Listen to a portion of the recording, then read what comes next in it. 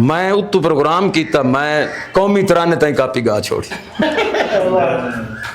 अबरार एक जमाने का नाम है,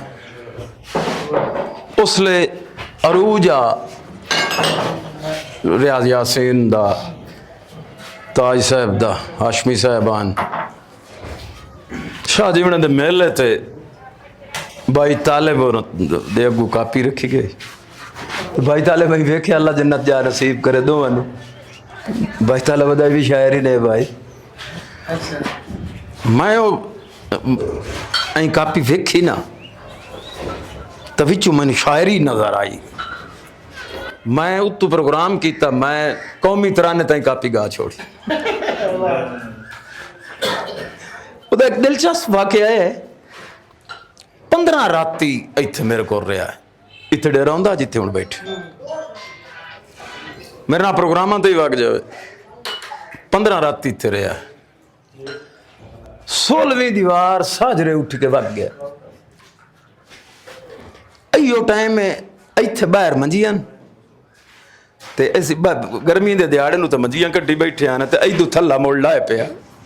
हथ फिक्र यार बड़ी मुद्दत हो गई, इरशाद सैन मुलाकात की ते मैं आख्या कि अज मिल ही आवना है। मोड़ 5 राती रह गए।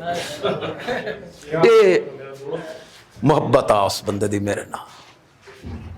लो ना जी इत्थे उरा मुख्तार खान वो बंदा इंज लिख गया है, कई महफिलान हिक्के दौड़े ते मुक जाए, जिवें ज़ाकिरा दयान हिक्के बंद ते मजलिस मुक जाए। इस बंदे दे हिक्के दौड़े ते महफिल मुक गई। साडे शायरां दी जेड़ी शायरी च कैफियत है ना वो बेमिसाल है। मेरी हां दी उसड़ दा वास्ता ही अबरार क्या बेबसी उस बंदे दी, मुड़ो वास्ता की दे रहा है। और सुभान अल्लाह इन मां उन्होंने कई दौड़ दा बादशाह लो ना चाहत ले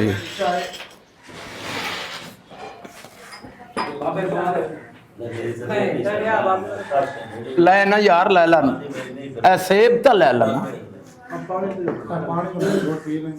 आते फौरन